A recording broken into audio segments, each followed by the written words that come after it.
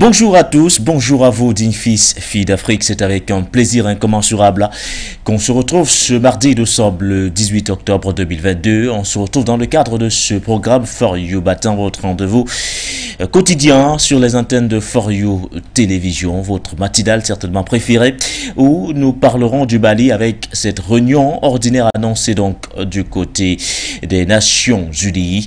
Il faut le dire clairement, ce 18 octobre 2022, le Conseil de sécurité des Nations Unies se réunit sur le rapport trimestriel du secrétaire général des Nations Unies sur le Mali pour la période de juin à septembre 2022. Le ministre des Affaires étrangères et de la coopération internationale Abdoulaye Diop participera à cette réunion pour porter les observations du gouvernement sur le rapport et partager les attentes des Maliens et Maliennes. Ce rapport est élaboré conformément aux dispositions de la résolution relative au mandat de la MINUSMA. Ainsi, l'ordre du jour exclusif de la réunion est d'informer les membres du Conseil de sécurité sur l'évolution de la situation au Mali depuis la précédente rencontre tenue au mois de juin 2022. Nous reviendrons donc largement en première partie sur cette réunion du Conseil de sécurité des Nations Unies qui forcément ne fait pas l'unanimité puisque vous le savez, le Mali avait introduit au mois d'août dernier une plainte contre la France, toujours au Conseil de sécurité demandant une réunion d'urgence. Hélas, celle-ci n'a toujours pas connu une suite favorable ou défavorable. Clairement, donc, nous reviendrons sur les enjeux de cette réunion ordinaire annoncée donc du Conseil de sécurité par rapport au Mali. En deuxième partie, nous parlerons de la Chine. Nous parlerons du 20e congrès du Parti communiste chinois qui s'est ouvert le dimanche dernier sous la coordination du président chinois Xi Jinping. En deuxième partie, donc, nous dirons un mot sur l'ouverture qui s'est tenue le dimanche dernier. Rappelons que les congrès du Parti communiste chinois sont toujours des événements importants car ils permettent d'élire les dirigeants les plus importants de la Chine. C'est aussi l'occasion pour le président de dresser le bilan de son mandat et de définir sa vision pour les 5 prochaines années s'il est reconduit à la tête de l'État. Quel serait donc l'impact d'une reconduction de Xi Jinping pour les pays du continent, notamment dans le cadre des relations bilatérales? Élément de réponse à suivre. Vous écouterez également le président chinois dans le cadre de cette émission de For You Matin. Voilà donc ainsi décliné les différentes articulations de cette autre production de la semaine. La deuxième, pour être plus précis, pour en parler ce matin, nous accueillons notre consultant permanent. Il s'agit du docteur Sango. Il est politologue, il est internationaliste, il est expert des questions internationales, certifié en langue et culture camerounaise. Bonjour à vous, docteur. Bienvenue.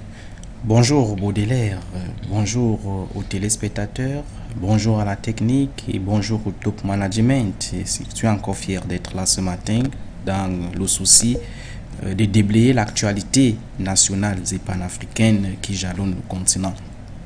Comme vous venez de le dire, c'est la deuxième édition de la semaine et je pense que les modestes analyses que nous allons faire ici participeront à éclairer la lanterne de nos téléspectateurs. Je suis content d'être là ce matin. Merci à vous, docteur Sango. Vous qui faites preuve d'une modestie, vos analyses, loin de là, ne sont pas modestes. Bien au contraire, elles édifient la planète panafricaniste, la planète panafricaine d'ailleurs, à en croire bien sûr les retours que nous recevons au quotidien. À vos côtés ce matin, docteur, si la magie de la réalisation nous le permet, nous mettrons le cap du côté du Burkina Faso, retrouver Ouedraogo Sable, les coordonnateur régional de la planète des jeunes panafricanistes. Il réagira en direct donc de Ouagadougou ce matin. En fonction également de son programme, nous mettrons le cap de ce côté pour essayer également de l'avoir ce matin. La revue de presse sera également de la partie ce matin, tout comme la culture en toute fin d'émission. Voilà ainsi décliner les différentes articulations, les panélistes qui nous accompagneront. Voici venu l'instant de l'information telle que traitée par la rédaction centrale sur les dernières 24 heures. Le nouveau président de la transition a fait son entrée ce 15 octobre 2022 au mémorial Thomas Sankara sous l'exécution de l'hymne national, des cris et des applaudissements nourris du public.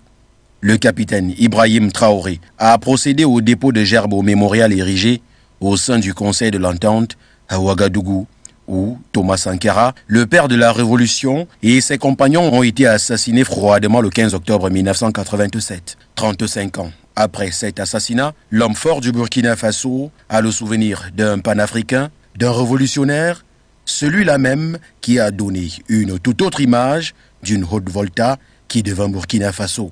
La cérémonie sobre a connu la participation de plusieurs figures de la révolution, des partis politiques, d'organisations de la société civile, des personnalités diverses. Au cours de la solennité, le capitaine Ibrahim Traoré a serré la main des représentants des familles des 13 victimes du 15 octobre 1987 avant de quitter les lieux sous les ovations du public comme à son arrivée. L'histoire retiendra 35 ans après la disparition d'un leader panafricain, le Burkina Faso se voit aujourd'hui dirigé par celui-là même qui a vu l'homme comme une idole. Du droit de peuple à disposer de l'air. En quelques jours, il a conquis les cœurs et même les plus sceptiques se sont montrés réceptifs.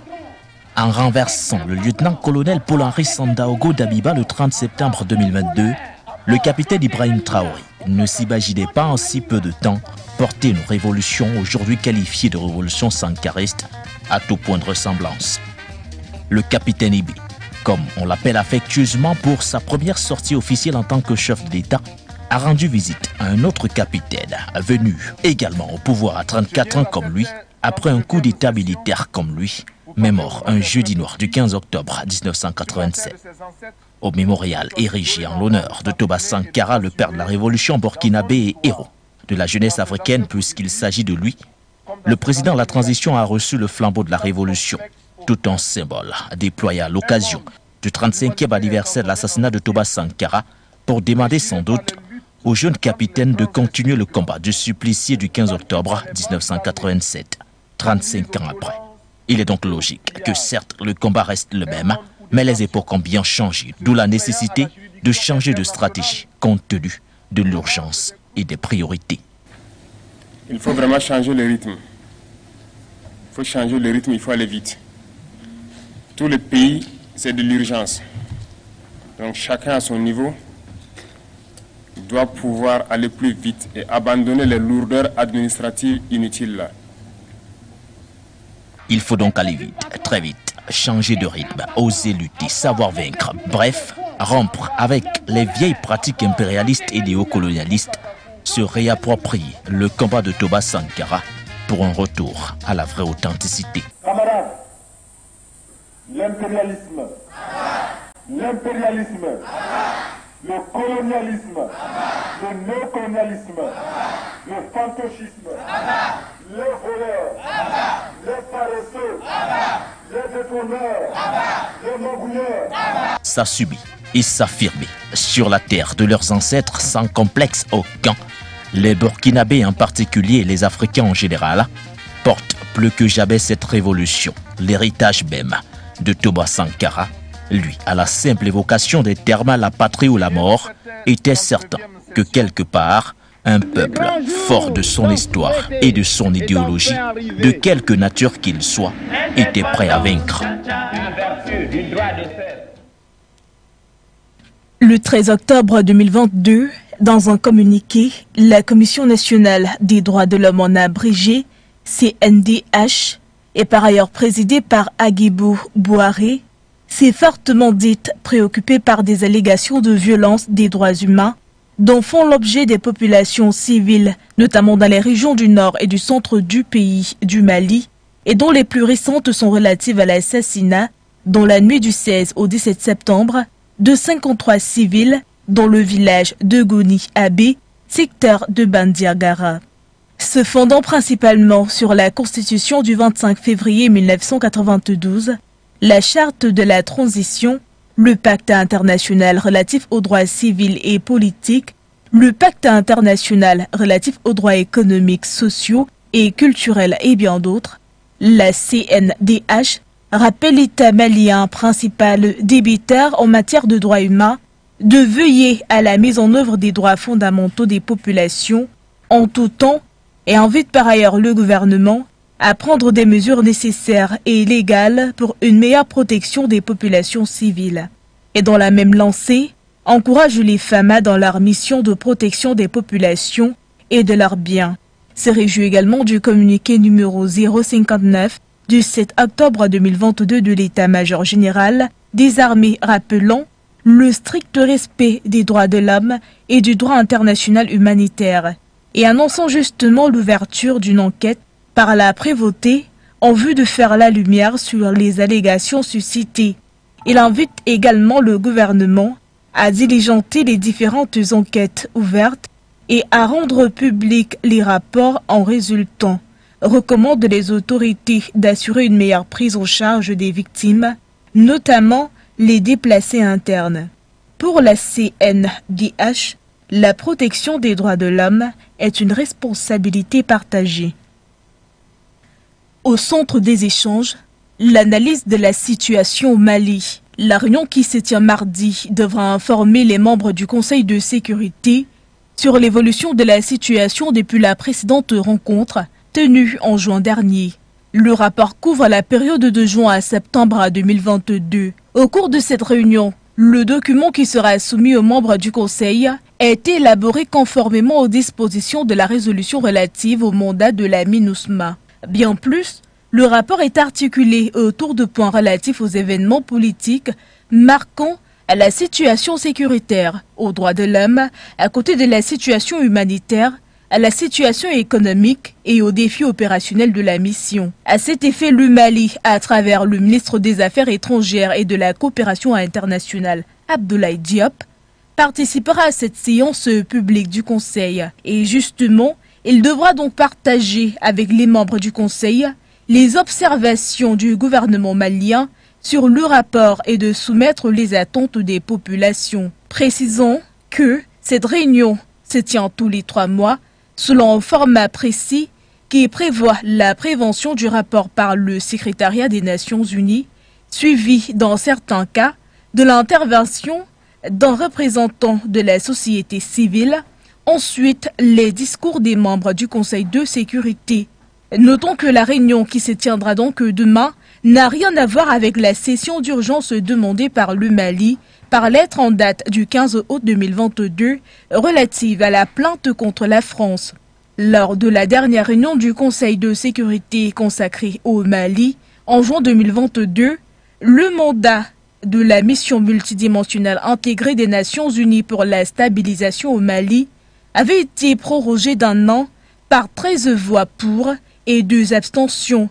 Cette réunion avait été le théâtre de fortes divergences entre les membres du Conseil sur la nature de la mission onusienne dans le Mali. La Commission électorale nationale équato-guinéenne a clos vendredi dernier la période des candidatures pour les élections présidentielles, législatives, sénatoriales et municipales prévues le même jour et proclamé officiellement les candidats retenus selon la télévision d'État, TVR. Ils seront 2 candidats face au président Teodoro Obiang Basogo le 20 novembre prochain, date prévue des élections. 2 candidats a tenté d'empêcher le président Obiang de briguer un 6e mandat après 43 ans à la tête du pays. Le premier, Andrés Essono Ondo, candidat de la Convergence pour la démocratie sociale, CPDS, seul parti d'opposition qui ne soit pas interdit. Ce dernier se présente pour la première fois aux élections présidentielles. Tout à côté, le deuxième candidat est un nom beaucoup plus connu à cet exercice, Monsoy Assoumou, issu de la coalition social-démocrate PCSD, jusqu'alors allié au PDG dans les scrutins législatifs et municipaux. Le PDGE est le parti au pouvoir qui détient 99 des 100 sièges à l'Assemblée nationale sortante et la totalité des 55 sièges du Sénat. Monsoy Assoumou, bien que 3 fois candidat, est donc considéré par l'opposition comme étant un faire-valoir du chef de l'État, n'ayant récolté durant ses candidatures de 2002, 2009 et 2016 des miettes de voix en sa faveur. À 80 ans, Teodoro Obiang Basogo part donc favori de ces élections présidentielles, lui qui déjà en 2016 avait été réélu avec plus de 93,7% des suffrages.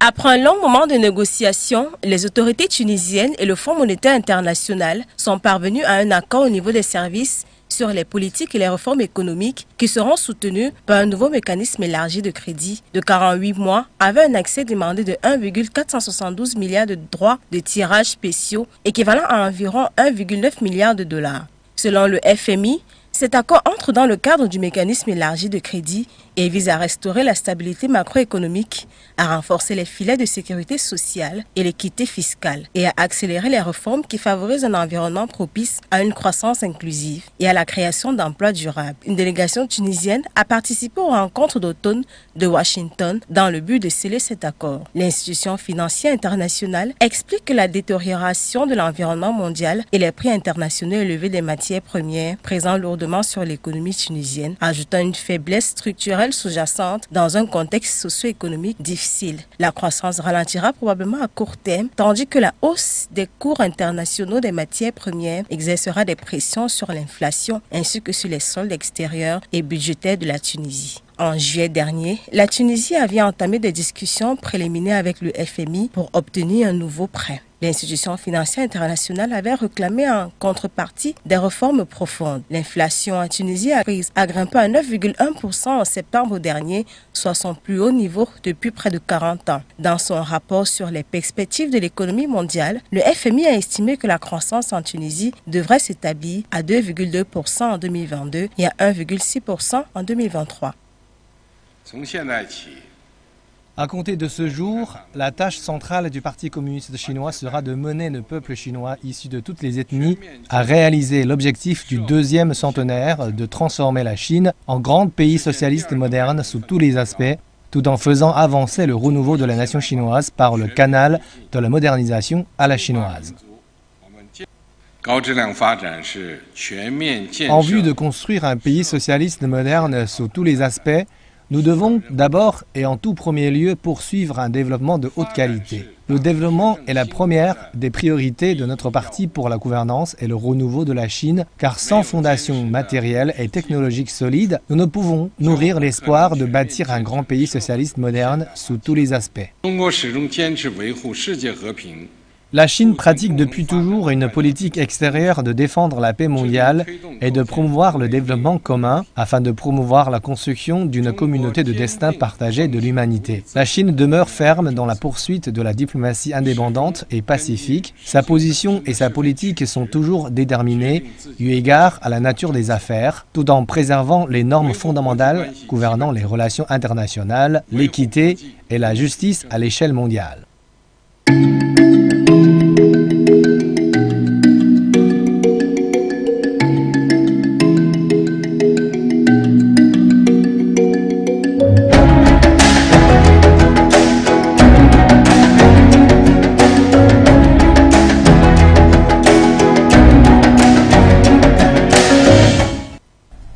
L'information telle que traitée par la rédaction centrale de For You Media sur les dernières 24 heures. Merci donc à l'ensemble de l'équipe de la rédaction centrale. Avant de dire un mot, bien sûr, concernant l'information telle que traitée par les sites d'information ou encore les journaux parus en kiosque ce matin, jetons-nous d'abord dans ce qui nous attend durant, bien sûr, cette émission avec, bien sûr, la grande thématique que vous avez d'ailleurs devant, ou du moins sur vos petits écrans, smartphones, pour vous qui nous suivez également via nos différentes plateformes, plateformes Facebook ou encore YouTube. Ce matin, nous parlons du Mali, nous parlons surtout de cette réunion ordinaire des Nations Unies qui est prévue du côté de New York, une réunion qui reviendra donc largement sur la mission multidimensionnelle intégrée pour la stabilisation au Mali, la MINUSMA. Un rapport sera donc déposé ce jour du côté de New York par le ministre des Affaires étrangères du Mali. Il s'agit bien sûr du ministre Abdoulaye Diop, un rapport dans lequel on reviendra bien sûr sur le déploiement de la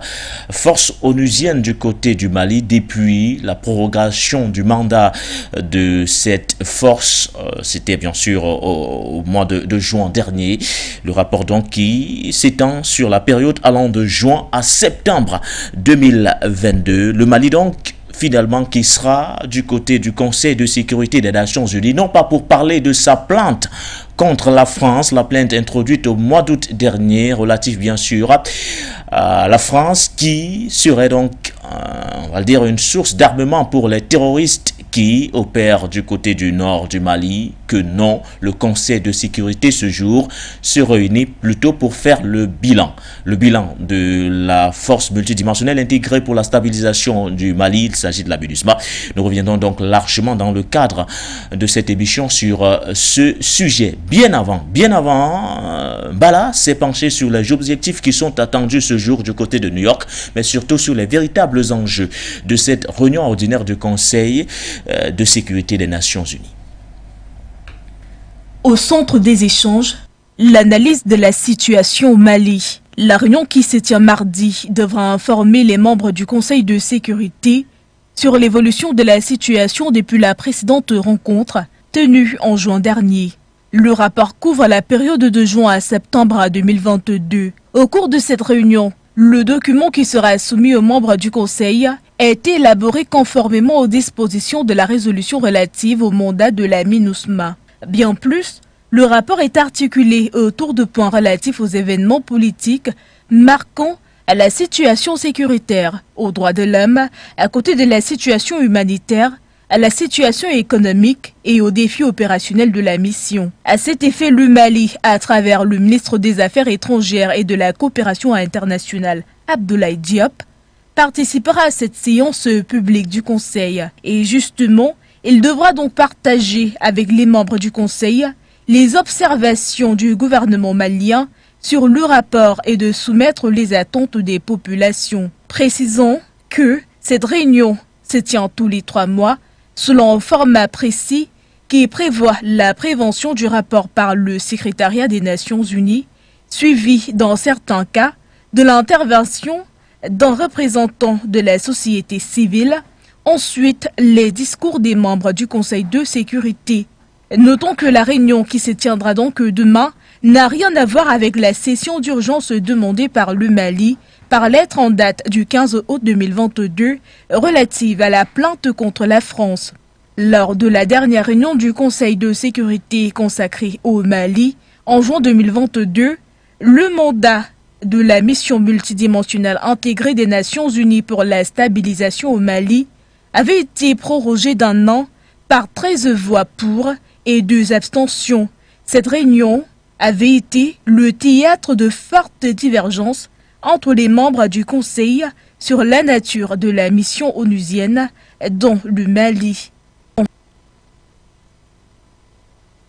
Merci à vous, Bala. Docteur Sango, le constat qui se dégage d'entrée est bien sûr celui d'une réunion du Conseil de sécurité qui se tient non pas pour la plainte qu'avait introduite d'ailleurs le Mali auprès du Conseil de sécurité des Nations Unies relative à la France, qui serait donc un outil d'armement pour les terroristes qui opèrent du côté du nord du Mali. Mais cette fois, on se penchera sur la mission multidimensionnelle intégrée des Nations Unies qui opère du côté du Mali. Une première réaction sur cette réunion du Conseil de sécurité des Nations Unies aujourd'hui prévue à New York concernant notamment le Mali. Oui, vous savez qu'aujourd'hui, nous partons de réunion en réunion du côté de l'ONU, réunion sur réunion. Lorsque ce n'est pas le Conseil de sécurité qui se réunit, c'est l'Assemblée générale qui se réunit. Cela démontre qu'aujourd'hui, cette organisation supramondiale est, n'est-ce pas, devant ses propres limites. Parce qu'il faut souvent partir de l'histoire pour dire que l'ONU est cette organisation qui est née après la mort de la SDN, Société des Nations, qui a montré ses limites après la Première Guerre mondiale d'enrayer ou d'endiguer l'irruption de la Deuxième Guerre mondiale. En 1945, lorsque nous assistions, n'est-ce pas, à la fin de la Deuxième Guerre mondiale, est donc née l'Organisation des Nations Unies qui s'est fixée pour objectif fondamental autour de son article 4, le maintien de la paix, de la sécurité internationale et le développement économique des peuples. Cet article fondamental, généralement, se découle en 2 conséquences importantes. La première conséquence, c'est l'interdiction du recours à la force dans le règlement des différends internationaux. Et la deuxième conséquence, c'est l'obligation de résoudre les différends internationaux par la paix et par les moyens diplomatiques. Vous voyez donc aujourd'hui, lorsque vous observez le monde, et comment est-ce que les États fonctionnent aujourd'hui, la situation économique, sécuritaire et même développementaliste des États dans le monde, on peut être amené à subordorer que l'ONU a échoué. Parce que même si nous ne sommes pas encore ouvertement dans les griffes de la Troisième Guerre mondiale, il se trouve que du point de vue de son article 24, les États ne sont plus en sécurité, les États ne sont pas développés et les États ne sont pas en paix. Donc aujourd'hui, lorsqu'on voit cette nouvelle réunion du Conseil de sécurité qui se réunit dans le cadre de la situation du Mali, cela entrerait normalement dans le cadre des objectifs des Nations Unies qui est là pour résoudre, n'est-ce pas, les différents internationaux. Mais sauf que du point de vue de son fonctionnement, cette organisation-là a un certain nombre de pesanteurs qui poussent à s'interroger et qui peut expliquer le fait qu'aujourd'hui, la paix n'est pas gagnée dans le monde. Vous savez que cette organisation a deux organes importants. L'Assemblée générale et le Conseil de sécurité. Et du point de vue, n'est-ce pas, technique, c'est l'Assemblée générale qui est l'organe suprême. C'est l'Assemblée générale qui devrait être l'organe où les décisions issues de celle-ci devraient normalement avoir un caractère coercitif. Mais vous allez donc voir que, en vertu donc d'une méthode manichéenne, les acteurs de cette organisation-là ont su, n'est-ce pas, mettre sur pied une autre organisation supra-infra qui, elle, porte toute la puissance par rapport à l'organisation suprême qui est l'Assemblée générale. Donc aujourd'hui, dans le cadre de la situation du Mali, nous sommes là dans la suite du mandat de la MINUSMA. Parce qu'il faut le dire, les compétences du Conseil de sécurité sont entre autres les recommandations des procédures de règlement pacifique des différends, l'autorisation d'usage de la force pour maintenir ou restaurer la paix et la sécurité, et la mise en place, par exemple, d'une opération de maintien de la paix. Mise en place d'une opération de maintien de la paix. C'est la MINUSMA. Donc, nous sommes dans mission onusienne. Effectivement, nous sommes dans cette logique-là. Et vous savez que depuis un certain temps, le Mali était un pays qui était presque incontrôlé par ses propres dirigeants. Le Mali était un des pays qui était le plus victime par le terrorisme, par l'insécurité, par la prolifération des djihadistes, d'où l'irruption des coups d'État, du coup d'État d'Assimi Goïta, qui n'arrivait pas à comprendre que le terrorisme n'arrive pas à être endigué en dépit des efforts, non seulement de la communauté internationale incarnée par l'ONU, mais aussi et surtout en dépit des efforts des dirigeants en place. Donc, depuis donc l'arrivée d'Assimi Goïta, on voit comment l'aspect sécuritaire comparé à la période ante est en train d'être gagné sur le terrain. Et cette MINUSMA-là, aujourd'hui, se réunit pour évaluer, n'est-ce pas, la situation de ces pays-là depuis presque un an. Et il faut le dire qu'aujourd'hui, l'ONU donc a souvent l'habitude de privilégier dans ses rapports, parce que ce ne sera pas une première fois, dans ses rapports, qu'est-ce que l'ONU privilégie souvent? L'ONU privilégie souvent la situation des droits de l'homme, la situation, n'est-ce pas ici, humanitaire. Cette situation des droits de l'homme et humanitaire qui est souvent beaucoup plus adossée sur la responsabilité des États. Parce que vous savez que c'est l'État en face qui est en combat avec les djihadistes, qui sont, n'est-ce pas ici, une force non conventionnelle, qui ne sont pas organisées, qui ne sont pas structurées. Donc, c'est souvent une lutte asymétrique qui met souvent en difficulté l'État. Et c'est à partir de cette situation-là que l'ONU, généralement, s'appuie pour discriminer l'État, pour dire à l'État que ce que vous êtes en train de faire là, vous êtes en train de violer les droits de l'homme en tuant ces djihadistes, en assassinant ces djihadistes, du moins en se déployant dans l'optique de lutter contre le terrorisme. C'est ça qui cause le problème. En fait, c'est avec ces rapports de l'ONU. Or, du point de vue quotidien, c'est l'État qui est victime. L'État a le monopole de la violence physique légitime. Et en tant que tel, l'État a souvent le droit de défendre l'intégrité territoriale de son pays lorsqu'il se sent agressé par une force extérieure. Donc moi, en tant qu'analyste, moi je conçois tout simplement que du point de vue technique, l'ONU aujourd'hui est face à ses limites à partir d'un certain nombre de pesanteurs. Et la première pesanteur, c'est d'abord quoi? C'est d'abord la limite de la sécurité, collective, d'accord? Oui. La méthode de la sécurité collective a montré ses limites aujourd'hui parce que dans cette communautarisation de lutte, dans cette communautarisation des méthodes, il se trouve que les États n'ont pas les mêmes intérêts. Il se trouve que les États ne sont pas sincères. Il se trouve que les États sont hypocrites. Parce qu'à partir du moment où nous n'avons pas un même intérêt sur la scène internationale, il est normal que nous n'aurons pas les mêmes ambitions, la même méthode de lutte contre le terrorisme. Donc ça, c'est la première pesanteur. Maintenant, deuxième pesanteur, on peut également interroger l'organisation et le fonctionnement même de cette organisation. Où nous avons des pays qui se sont accaparés cette organisation-là à travers, disent-ils, le droit de veto. Oui. Voyez par exemple aujourd'hui... Puisque la réunion se tient au Conseil de sécurité, ça veut dire que le droit de veto également sera scruté de près. Aujourd'hui, dans ce Conseil de sécurité, il se trouve que le Mali n'est pas membre de ce Conseil de sécurité, ok? Oui. Or, le problème sur lequel ils vont tabler aujourd'hui concerne fondamentalement le Mali. On invite le Mali comme étant une instance réductionniste, comme étant un sujet.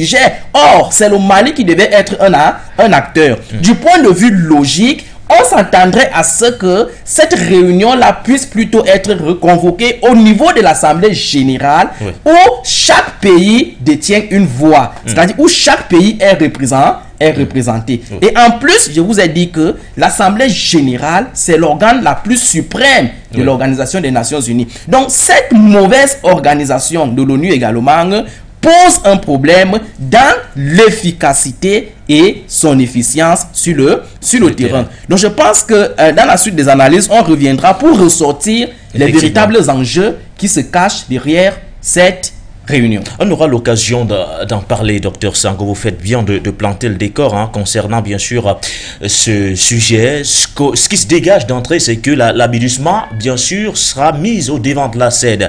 Il s'agit donc pour les autorités maliennes de dresser un rapport d'opération de la force onusienne du côté du Mali sur la période allant de juin à septembre 2022. Alors, on s'interroge ce matin sur l'efficacité de la force onusienne déployée non seulement du côté du Mali, mais également partout ailleurs en Afrique. Il y a d'autres pays dans lesquels, bien sûr, la force onusienne est déployée. Et tout récemment, docteur Sango, du côté de la République démocratique du Congo, dans le cadre de l'opération de la force onusienne dénommée la MONUSCO de ce côté, le secrétaire général des Nations Unies s'était fondu dans une déclaration. Il disait la MONUSCO du côté de la République démocratique du Congo n'est pas suffisamment armée pour faire face aux djihadistes ou du moins aux rebelles du mouvement M23. C'est-à-dire un secrétaire général d'une institution comme les Nations Unies qui vous dit que la force onusienne censée stabiliser les territoires, que cette force-là n'est pas suffisamment outillée ou suffisamment armée face aux rebelles, ça pousse quand même à réfléchir sur les véritables raisons du déploiement de cette force onusienne, non seulement pas du côté de la République démocratique du Congo, mais que ce soit du côté du Mali ou partout ailleurs en Afrique. Oui, cela les véritables raisons. Oui, cela entre sous le prisme, n'est-ce pas, des limites de la méthode collective de lutte contre le terrorisme et fondamentalement de l'hypocrisie des États sur la scène internationale quant à ce qui concerne la lutte contre le terrorisme. Il faut dire que les États ne sont pas sincères. Lorsque ces États s'y engagent, il n'y a pas la sincérité, il n'y a pas cette notion de bonne foi dans cette lutte contre le terrorisme. Et vous savez que du point de vue analytique aujourd'hui, on peut également tirer les conséquences de l'efficacité et de l'efficience des organes internationaux de lutte contre le terrorisme et fondamentalement des organes de l'ONU. Vous faites très bien aujourd'hui de prendre le cas de la République démocratique du Congo qui depuis Mathusalem, les forces des Nations Unies sont installées de ce côté mais jamais n'ont réussi à ramener la paix et la sécurité dans ce pays-là. Vous parlez aujourd'hui du secrétaire des Nations Unies, ce patron de l'Organisation des Nations Unies qui, de manière officielle, affirme que cette organisation n'a pas les moyens aussi efficace pour faire face au terrorisme. Voyez-vous, là, il a même manqué une occasion de se taire parce qu'il vient là démontrer en réalité que c'est les terroristes aujourd'hui ont plus du matériel technologique que les États africains. Mais qui arme ces terroristes? Qui donne du matériel à ces terroristes? Qui fournit le renseignement à ces terroristes? C'est bel et bien ces États puissants, puisque en réalité, les États africains qui sont victimes du terrorisme ne détiennent pas les industries de fabrication de fabrication d'armes. Les États africains n'ont pas aussi une technologie élevée de renseignement. Les États africains n'ont pas de missiles. Les États africains n'ont pas des armées aussi solides et efficaces que le sont du côté de l'Occident. Donc, si les terroristes se trouvent aujourd'hui, n'est-ce pas, en détention d'un matériel technologique armé efficace plus que les États africains, cela montre par voie de conséquence que ce sont ces États développés qui mettent à la disposition de ces djihadistes, de ces terroristes, du matériel et du renseignement, lesquels permettent souvent à ces derniers de mettre en difficulté les États. Donc je pense qu'aujourd'hui, vous voyez pourquoi le terrorisme ne peut pas être endigué dans le monde, parce que nous avons aussi cet aspect économique d'évacuation des armes, des industries d'armes. Les États développés aujourd'hui ont bâti leur économie parce que n'ayant pas des ressources naturelles, n'ayant pas des matières premières, la seule chose que les États développés misent aujourd'hui, mettent en avant aujourd'hui, compte aujourd'hui pour se développer, c'est bel et bien les industries d'armes. Et vous savez que les industries d'armes sont avec la drogue deux éléments importants de construction de l'économie occidentale. Donc moi je pense qu'aujourd'hui les faits sont visibles. On n'a plus besoin de subordorer. Le terrorisme ne se vaincra jamais dans le monde si on continue encore de produire les armes. Ces armes qu'on produit, est-ce que c'est pour tuer des animaux? Non. Moi, j'ai grandi au village et de temps en temps, il m'arrivait d'aller chasser avec les armes artisanales. On sait que l'arme, c'est pour chasser les animaux, c'est pour faire face à un danger.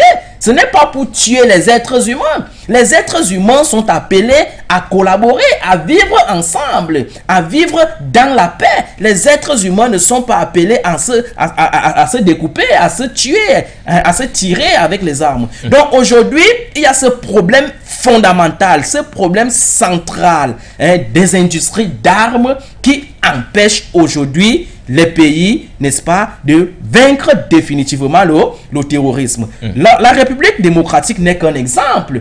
Partout où la MINUSMA ou alors partout où l'ONU a déployé, n'est-ce pas, ses militaires, ses soldats pour lutter contre le terrorisme, le résultat positif ne sait pas toujours faire ressentir. On peut convoquer la République démocratique du Congo comme on peut convoquer le G5 Sahel dans son ensemble. Vous savez que dans ce G5 Sahel, il y a ce que j'appelle souvent la prolifération des institutions de lutte contre le terrorisme, c'est-à-dire l'embouteillage sécuritaire qui ne s'accompagne pas toujours avec les résultats sur le terrain. Nous avons les organes de l'ONU dans le G5 Sahel, à côté des organes, n'est-ce pas, ici de l'Union européenne, de la France, des États-Unis même, parce qu'il faut faire la différence entre l'ONU et les États et les États-Unis, parce que beaucoup de personnes ont souvent tendance à confondre ces deux organes en pensant que c'est la même chose. Dans le G5 Sahel aujourd'hui, nous avons les militaires de l'ONU, comme nous avons également les militaires des États-Unis, à côté des militaires français, Barkhane, etc., mais jamais le résultat positif n'a été atteint. Donc, ce qui montre qu'en réalité, ces institutions-là, qui sont généralement budgétivores, et ce budget-là, généralement, qu'ils mettent dans ces institutions-là, c'est un budget fait à dessein parce qu'ils savent que derrière ou à travers d'autres mécanismes, ils vont récupérer cet argent. C'est-à-dire, le caractère élevé de ces budgets-là montre que ces pays-là ont en réalité des enjeux énormes dans ces sous-régions, parce que vous ne pouvez pas déployer les soldats à l'extérieur de votre pays où vous les payez par jour à hauteur de millions et pendant des années, sous prétexte que vous aimez ces pays ou sous prétexte que vous êtes en train de lutter contre le terrorisme. Les enjeux sont souvent ailleurs et ces enjeux sont souvent économiques et commerciaux. Donc moi je pense que aujourd'hui on doit faire une sorte d'ajournamento, on doit faire une sorte d'analyse pour repenser une nouvelle méthode de lutte contre le terrorisme aujourd'hui.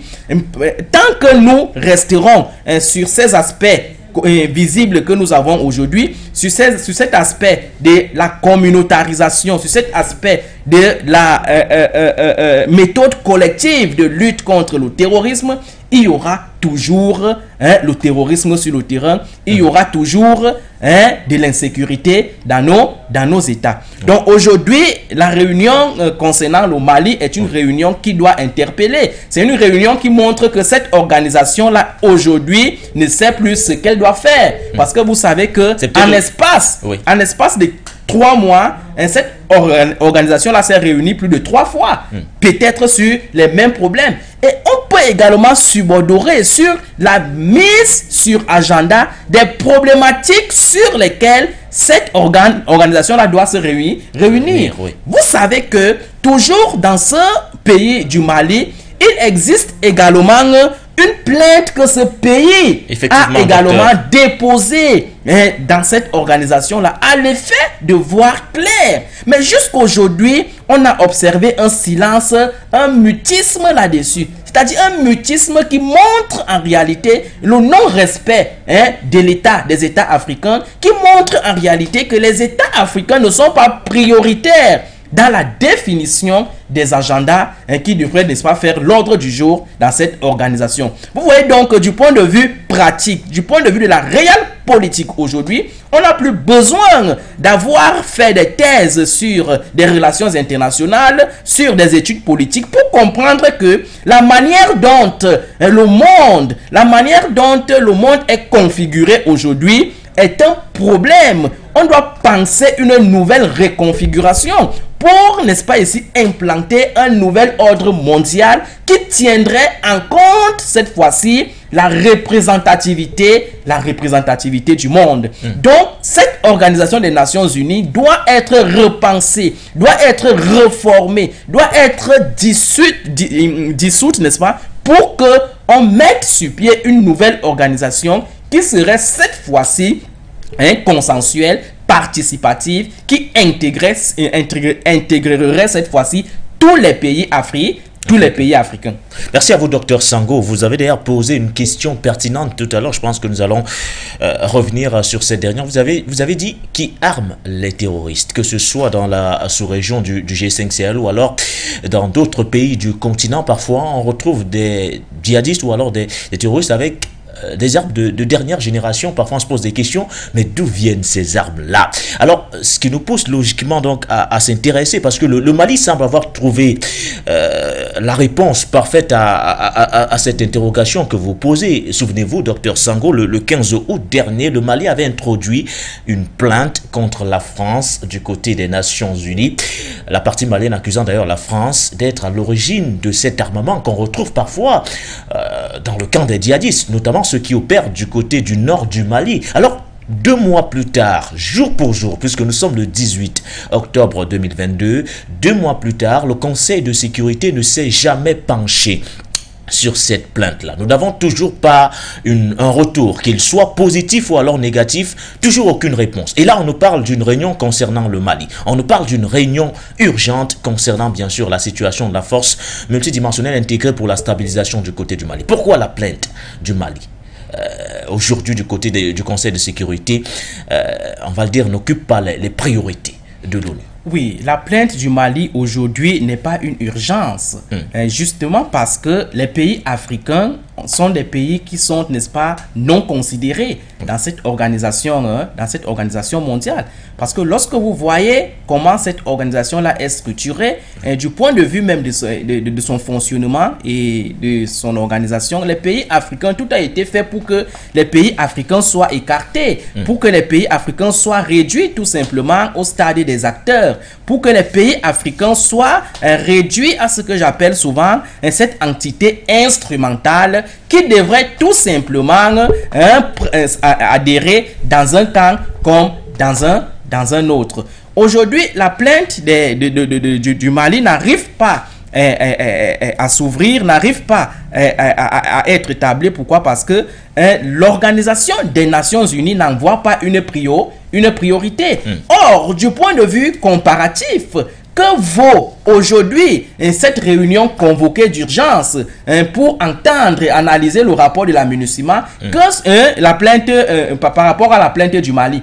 Puisque en réalité, cette MINUSMA-là est déployée au Mali pour lutter contre l'insécurité, pour lutter contre le terrorisme. Or, le Mali, dans sa plainte, dit qu'elle a les preuves qui finance même ce terrorisme. Les preuves même qui montrent les causes de ce terrorisme-là. Or, il était donc important, si cette ONU-là était encore cohérente, logique et sincère, d'ouvrir la plainte de l'ONU pour voir les causes qui poussent à la prolifération du terrorisme. Parce qu'on ne peut pas lutter contre un phénomène à travers les conséquences. Vous-même, vous voyez qu'il est souvent important, il n'est qu'important de s'attaquer aux causes pour endiguer définitivement un phénomène. Or, le Mali dit aux yeux du monde aujourd'hui que le problème du terrorisme dans son pays, et qui peut également être dans tous les autres pays de l'Afrique aujourd'hui, que c'est la France. Le Mali a trouvé la cause épicentrique, que c'est la France qui finance le terrorisme, que c'est la France qui entretient le terrorisme dans son pays. Et elle le dit en brandissant les preuves. D'accord? Si Parce que le Premier ministre par intérim l'a dit lors de son discours récemment prononcé d'ailleurs du côté des Nations Unies, il avait dit que si on donne véritablement une plateforme d'expression, vous verrez que le Mali a des preuves aujourd'hui que c'est la France qui sera à l'origine de tout ce qui se passe de ce côté. Donc si l'ONU était encore sincère, était encore logique et cohérente, elle aurait convoqué une réunion d'urgence au sein du Conseil de sécurité, ou du moins pour faire du saupoudrage, c'est-à-dire pour respecter au moins l'Afrique, pour montrer au moins que cette ONU-là tient compte de toutes les voix des pays du monde.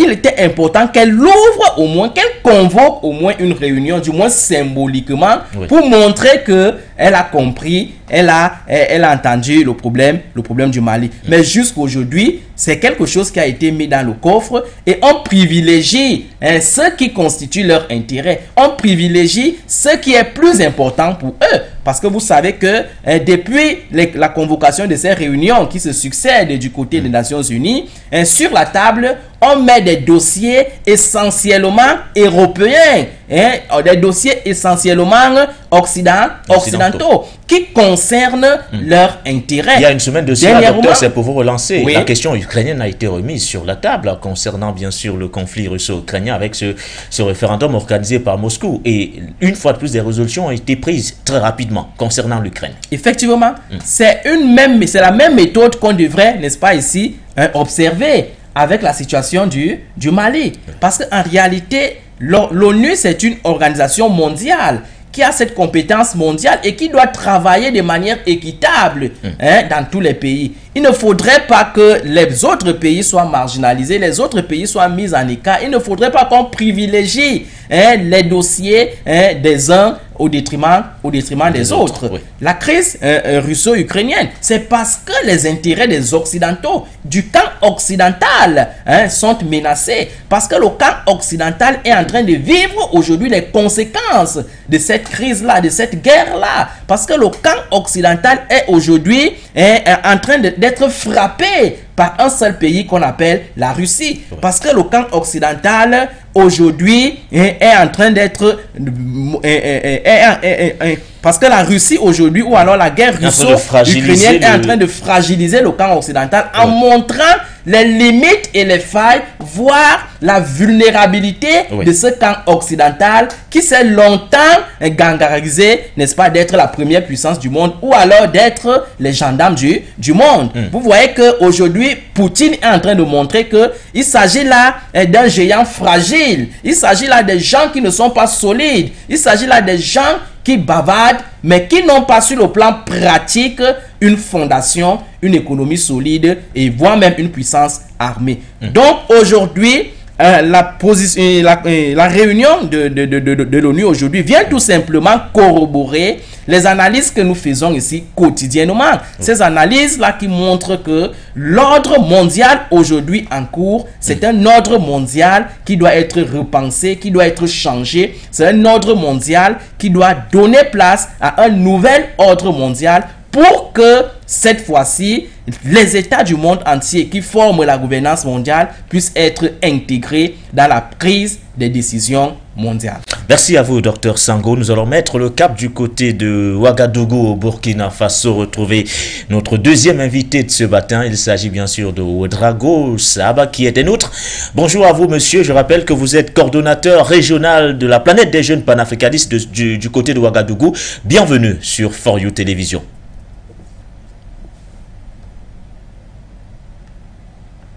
Recevez? Oui, parfaitement. Bonjour à vous et bienvenue. Merci bien.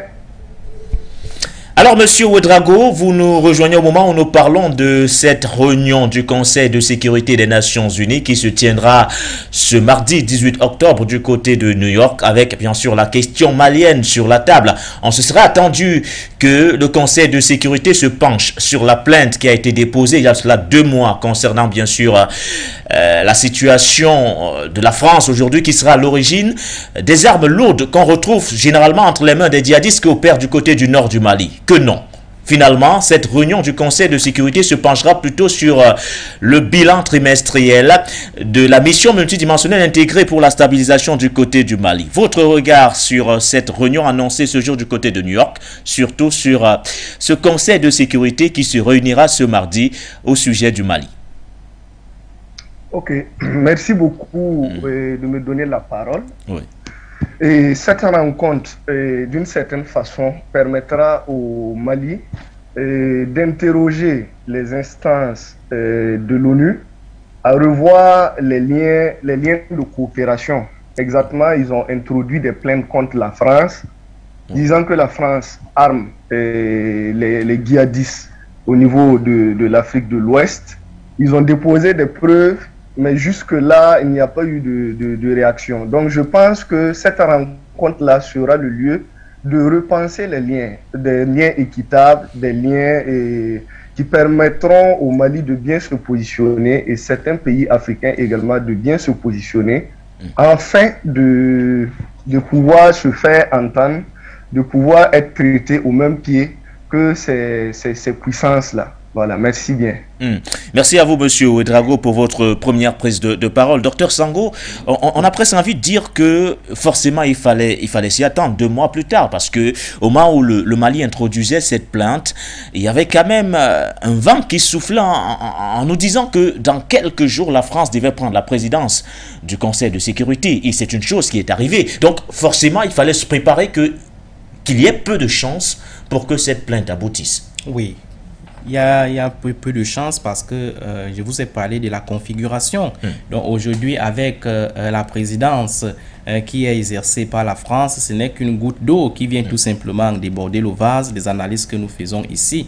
La structuration même de cette organisation est en défaveur des pays africains, fait en sorte que les pays africains ne peuvent pas imposer un sujet, un ordre du jour, ne peuvent pas imposer un point dans la définition de l'ordre du jour, parce que ne détenant pas un droit de veto, n'étant pas un acteur, n'étant pas un membre du Conseil de sécurité. Donc ce problème-là fragilise les Africains, ce problème-là marginalise les Africains. Et il y a également ce sempiternel problème des intérêts internationaux et des intérêts égoïstes, parce que lorsque vous voyez la manière dont cette organisation-là est configurée, c'est vrai que c'est le président qui peut convoquer, d'accord, d'urgence une réunion du Conseil de sécurité, mais vous allez voir qu'à l'intérieur de ce Conseil de sécurité, nous avons des membres qui n'ont pas les mêmes visions du monde. Nous avons les membres qui n'ont pas les mêmes intérêts sur la scène internationale. Au sein de ce Conseil de sécurité, nous avons également des États qui n'ont pas la même philosophie que les États occidentaux. Je voudrais parler par exemple ici de la Chine. Je voudrais parler aussi de la Russie et dans une moindre mesure, pour montrer qu'en réalité, ces deux pays-là, la Chine et la Russie, qui sont de plus en plus en phase avec le combat que les pays africains sont en train de mener, pouvaient aussi faciliter la tâche aux Africains dans cette organisation restreinte, mais aussi aux fonctions très puissantes qu'est le Conseil de sécurité. Mais que peuvent faire ces pays, Dr Sango, si ce n'est imposer peut-être leur droit de veto? Parce que concernant justement cette question sur le Mali et concernant la question qui a tourné autour de la prorogation du mandat de la MINUSMA du côté du Mali, au mois de juin dernier, des nations comme la Chine ou encore la Russie avaient posé leur droit de veto en s'insurgeant contre la prorogation d'un éventuel mandat de la MINUSMA. Si ce n'est exercer leur droit de veto, que peuvent-ils faire de plus, ces pays-là? Ils peuvent faire beaucoup de choses, parce que vous savez qu'avant que la France ne prenne la présidence de cette organisation-là, elle était d'abord présidée par la Chine. C'était un Chinois qui était là. Donc, ce président chinois-là pouvait à son époque également faciliter les choses. Autre chose, vous savez que la définition de l'agenda de l'ordre du jour de cette petite structure restreinte qu'est le Conseil de sécurité se fait de manière consensuelle. D'accord? Il faut un consensus pour mettre le sujet sur la table avant de convoquer une réunion. Dans la définition donc de cet ordre du jour, de cet agenda-là, la Chine comme la Russie pouvaient par exemple imposer que dans cet agenda, qu'on inscrive, n'est-ce pas, le dossier malien, qu'on inscrive les dossiers africains dans cet ordre du jour-là. Mais nous ne voyons pas cela sur le terrain. Ce qui montre qu'en réalité, on doit faire très attention lorsque nous sommes dans les relations internationales. Les partenaires ne sont pas toujours les partenaires que nous croyons. Il peut arriver que nous collaborions avec un partenaire, mais on doit s'en méfier parce que les intérêts en réalité ne sont pas toujours les mêmes. Et vous savez que aujourd'hui, les pays comme la Russie, les pays comme la Chine sont de plus en plus présents en Afrique. Ils sont de plus en plus présents en Afrique. Certes, c'est pour endiguer, d'accord, la puissance occidentale qui était jusque-là perceptible, mais cela ne lutte pas le fait que ces pays-là également recherchent d'autres intérêts qui peut-être à long terme seront également conséquents quant à ce qui concerne le partenariat des Africains avec ces pays. Nous disons tout simplement que la communauté internationale, le monde aujourd'hui, doit tenir compte des intérêts des uns et des autres dans la définition de ce qu'on peut qualifier du nouvel ordre mondial. Parce que tant que le monde sera structuré sous le prisme des Nations Unies, sous le prisme de l'ONU, nous aurons toujours les mêmes conséquences perceptibles que nous vivons aujourd'hui. Merci à vous, Dr Sango. Nous allons retrouver Monsieur Drago qui réagit bien sûr en direct de Ouagadougou au Burkina Faso. Nous parlons bien sûr de cette plainte du Mali qui avait été introduite le 15 août dernier. Nous sommes le 18 octobre 2022, 2 mois plus tard, toujours aucune réponse de la part du Conseil de sécurité des Nations Unies, toujours aucun retour, qu'il soit positif ou alors négatif. Alors, à votre niveau, est-ce que forcément, au regard de votre analyse, il fallait s'y attendre ou alors il y a encore des motifs d'espoir concernant cette plainte qui a été introduite par le Mali? Moi, je pense qu'il y a des motifs d'espoir. Et quand le Conseil de sécurité veut réexaminer l'évolution de la situation au niveau du Mali, ils seront obligés de revenir sur ces plaintes-là, puisque ce sont des preuves qui ont été déposées. Voilà, un peu pour rejoindre Sango sous un autre angle. Oui. Bon, moi je pense que la Russie, la Chine, ils essayent de jouer diplomatiquement pour ne pas s'ingérer dans les affaires. Ils ne veulent pas s'afficher directement, mais on voit que les coopérations sur le terrain ont des conséquences positives par rapport à la sécurité et au niveau du Mali, au recouvrement de leur territoire. C'est ce qui même a permis à un certain moment de trouver des preuves terrain qui indexent la France. Donc je pense que cet examen-là qui va se passer au niveau du Conseil de sécurité, forcément, même si ce n'est pas à l'ordre du jour, ils seront obligés de centraliser les débats sur cette question-là, ou du moins le Mali va essayer de titiller pour ramener le débat vers cette plainte, vers ces preuves déposées sans réponse. Voilà. Merci à vous. C'est ce à quoi je m'attends. Ah oui. D'accord, Monsieur Ouedraogo. Docteur Sango, Monsieur Ouedraogo parle de la carte diplomatique qui pourrait être utilisée par la Russie ou encore la Chine aujourd'hui. C'est également peut-être l'occasion pour la partie malienne conduite par le ministre des Affaires étrangères, Monsieur Abdoulaye Diop, de titiller un tout petit peu quand même le Conseil de sécurité sur cette plainte. C'est vrai que à la base, il est question d'aller déposer un rapport sur le déploiement de la mission multidimensionnelle intégrée pour la stabilisation du côté du Mali, mais c'est également une aubaine pour la partie malienne de rappeler, de relancer le Conseil de sécurité sur cette plainte-là, compte tenu du fait qu'aujourd'hui la France assure véritablement la présidence du Conseil de sécurité. Oui, moi je pense que ce n'est pas les moyens qui ont manqué, ce n'est pas les stratégies qui ont manqué pour titiller ces pays-là. Oui. À partir du moment où on a déposé une plainte avec pour motif aussi criard le financement du terrorisme avec preuve, je pense qu'on n'avait plus besoin de faire du parlementarisme de couloir pour amener ces acteurs-là à saisir ce problème-là comme étant un problème d'urgence. C'est vrai, aujourd'hui, en convoquant cette réunion-là, ou alors pendant les travaux de cette réunion, ce qui est sûr, les acteurs diplomatiques maliens et même certains partenaires internationaux vont titiller cette organisation-là sur cette plainte du Mali.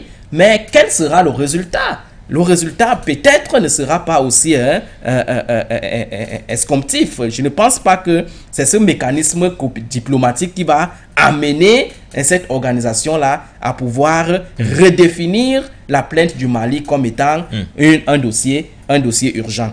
Donc la coopération c'est bien, la diplomatie c'est bien, mais il y a des dossiers sur lesquels on n'a pas toujours besoin de la diplomatie pour l'ouvrir. Il y a les dossiers sur lesquels on n'a pas toujours besoin du parlementarisme de couloir pour le mettre sur la table. Parce qu'aujourd'hui, il n'y a pas un dossier plus dangereux. Il n'y a pas un phénomène plus dangereux dans le monde que le terrorisme. Le terrorisme est une chose qui est endiguée, qui est condamnée par tous les textes des pays du monde. Vous voyez par exemple comment les États-Unis, lorsque leurs intérêts ont été menacés ou se trouvent menacés, utilisent tous les moyens pour mettre en difficulté, pour neutraliser les terroristes. Vous avez vu comment ils ont fait avec Ben Laden, lorsque Ben Laden s'en est attaqué à leur intérêt en détruisant la tour jumelle et serré en bobandant la tour jumelle. Vous avez vu comment les États-Unis ont élaboré des stratégies, ont mis sur pied des budgets pour neutraliser Ben Laden. Parce que pour les États-Unis, tant que Ben Laden n'était pas mort, il n'était pas en sécurité. Donc aujourd'hui, je pense que c'est la même conception, c'est la même méthode que ces pays puissants aujourd'hui devraient observer à l'échelle mondiale, pour comprendre que le terrorisme est une affaire globale qui nécessite les mécanismes globaux, même si les intérêts des États sont davantage de plus en plus divergents. En réalité, on doit comprendre que dans les relations internationales, ce sont certes les États qui sont des acteurs importants, mais qui animent les États? Ces États sont animés par des personnes comme vous et moi, par des humanités qui devraient davantage être conçues, comme le disait le philosophe Emmanuel Kant, comme étant des fins et non justement comme étant des moyens, des instruments qu'on bombarderait n'importe comment parce qu'on voudrait, n'est-ce pas, atteindre un objectif mercantiliste, un objectif économique. Donc, moi, je pense qu'on doit remettre sur la scène internationale aujourd'hui la méthode idéaliste des relations internationales qui met en avant la coopération, qui met en avant le dialogue, qui met en avant les instruments juridiques de droit dans la coopération internationale. On ne doit pas toujours privilégier la méthode réaliste qui s'accentue sur la violence, qui s'accentue sur l'anarchie, qui s'accentue sur la junte. C'est-à-dire, à partir du moment où je suis plus fort que toi, je peux m'accaparer de ton bien parce que je suis plus fort, parce que j'ai la plus grande puissance économique, j'ai la plus grande puissance militaire, j'ai la plus grande puissance commerciale. Alors cela me confère le droit de te marginaliser et de te regarder avec condescendance. Il faudrait que cette méthode-là cesse. Il faudrait que, à défaut qu'on fasse adéquation entre le réalisme et l'idéalisme dans les relations internationales, qu'on change radicalement de méthode pour montrer que la coopération peut aussi être une affaire de dialogue, une affaire de diplomatie, une affaire, n'est-ce pas, d'échange entre les nations. Ce n'est que normal qu'aujourd'hui, un pays ne peut pas vivre en autarcie. Il est difficile aujourd'hui que, de par la configuration du monde, les pays sont amenés à collaborer, à s'entraider. Et vous savez même qu'avant même la création des États modernes, à l'époque médiévale, il y avait déjà ces échanges-là. On appelait ça le troc. Parce qu'en réalité, des villages ne détenaient pas les mêmes avantages comparatifs. Il arrivait qu'un tel village détenait par exemple une telle richesse et un tel autre village n'en détenait pas. Et ces deux villages entraient donc en inter-échange pour pouvoir collaborer à l'effet de se développer. C'est de cette façon-là qu'on doit avancer aujourd'hui. C'est cette méthode-là qu'on doit privilégier aujourd'hui. On ne doit pas privilégier la méthode réaliste, la violence, l'anarchie, qui sont beaucoup plus l'émanation de l'année des animaux. Oui. Les hommes sont des humains dotés d'une raison. Ce sont des personnes qu'il faut considérer comme des fins, comme des absolutés, comme des choses, n'est-ce pas, comme des richesses, des indispensabilités. On ne doit plus continuer à considérer les hommes comme étant des choses, des instruments qu'on peut tuer n'importe comment parce que il y a un intérêt mercantiliste de l'État qui est mis en danger. Monsieur Ouedraogo, lors de la dernière réunion du Conseil de sécurité au mois de juin 2022 au sujet du Mali, le mandat de l'abrutissement avait été prorogé d'1 an, c'est-à-dire jusqu'au 30 juin 2023. La Russie et la Chine avaient particulièrement donc plaidé pour la non-ingérence dans les affaires du Mali. Est-ce que pour cette fois, pour cette réunion qui est annoncée pour ce mardi, il n'y a pas un risque que le même scénario se reproduise, c'est-à-dire qu'on assiste au fait que la Russie ou encore la Chine imposent leur droit de veto concernant bien sûr une question qui pourrait être posée concernant le déploiement de l'abrutissement du côté du Mali? Oui, moi je pense que ça sera le même scénario. Parce que si la Chine et la Russie ont imposé leur veto, c'est parce que sûrement parmi les preuves qu'on n'a pas encore... dont on n'a pas encore examiné, ou du moins ce que le Conseil de sécurité n'a pas encore statué là-dessus, il y a des preuves que cette force d'interposition pose problème sur le terrain. Et je rejoins M. Sango. Et depuis les phénomènes de rébellion en Afrique, bon, on se rend compte que cela a été financé avant par ces mêmes puissances-là, juste pour s'approprier des biens des pays africains. Et donc aujourd'hui, on doit arriver à ce niveau de dialogue-là, à ce niveau d'échange, sans passer par la violence. Et donc, en posant le problème au niveau du Conseil de sécurité, on déplace le problème en réalité dans une circonférence réservée. Aujourd'hui, la dernière rencontre en juin au niveau du Conseil de sécurité a permis aux pays africains de réinterroger les privilèges que les différents pays ont au niveau de l'ONU. Parce qu'aujourd'hui, tout pays au niveau de l'ONU doit être au même pied. Et on doit permettre aux pays africains aujourd'hui, si on n'est plus dans une logique de gagnant-perdant de la Deuxième Guerre mondiale et qu'on veut repenser un monde meilleur, permettre à tous les pays d'être au même pied. Parce que d'une façon ou d'une autre, on collabore et chacun tire profit de cette collaboration. Donc pourquoi ne pas être au même pied? Pourquoi ne pas déposer et ne pas communiquer franchement, communiquer clairement sur les besoins? Pourquoi ne pas envisager, voir qu'est-ce qu'on a besoin, comment on peut l'avoir, selon les convenances d'autrui, au lieu de passer par des techniques malicieuses, des techniques terroristes, des assassinats, des cabales, hein, et de la transformation de l'information. Parce que la crainte, c'est quoi? Ces gens-là ne veulent pas que tout le monde soit au même niveau d'information parce que les populations aujourd'hui sont révoltées. Et quand vous regardez les derniers événements au niveau de l'Afrique, que ce soit au Mali, que ce soit au Burkina Faso, que ce soit en Guinée, c'est parce que les populations se sont rendues compte qu'ils sont exploités et qu'il y a des valets locaux. Il y a des gens qui font les affaires de ces dites puissances-là. Et ces dites puissances-là déplacent le problème et dans les instances comme l'ONU, afin d'imposer leur droit de veto ou bien de faire une gymnastique pour avoir raison. Mais ça ne peut plus se passer comme ça. Voilà. Ça ne peut plus se passer comme ça. Merci. Merci à vous, Monsieur Drago. On reste avec vous parce que vous avez parlé de coopération. Vous avez surtout parlé, bien sûr, de cette volonté-là de voir certains pays du continent s'ouvrir au reste du monde. D'ailleurs, ce qui est fait, vous voulez, bien sûr, que des choses s'accélèrent encore un peu plus. Alors, de votre côté, au Burkina Faso, on a enregistré, bien sûr, ces derniers jours, des événements qui ont poussé, bien sûr, au renversement du lieutenant-colonel Paul-Henri Sandaogo Damiba, le peuple qui a porté au pouvoir le jeune capitaine Ibrahim Traoré. Est-ce que c'est également une façon pour vous, le peuple, de dire que vous êtes prêt aujourd'hui à collaborer avec tout le monde, et en particulier avec le Mali?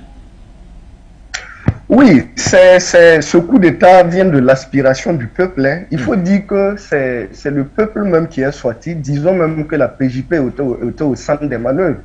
Parce que, comme on appelle, le peuple en avait marre. Et le peuple en avait marre de ce qui se passait. Parce qu'en réalité, cette gouvernance-là, c'était comme si les réalités que les populations vivaient étaient reléguées à la négligence. Voilà. Voici un lieutenant-colonel qui fait un coup d'État, qui dit qu'il vient prioritairement pour la sécurité, mais qui vient en fait pour rétablir un ordre ancien, l'ordre Compaoré. Il voulait faire revenir, comme on appelle ça, ce système-là en place. Voilà. Donc, on s'est rendu compte que la situation sécuritaire était de plus en plus délétère et c'était plus de la gabégie au niveau de l'administration. Et c'était les lourdeurs administratives. On torpillait les populations et il n'y avait pas de fluidité. C'était du clanisme. Donc les populations en avaient marre. Les populations ne croyaient plus à ce lieutenant-colonel Damiba.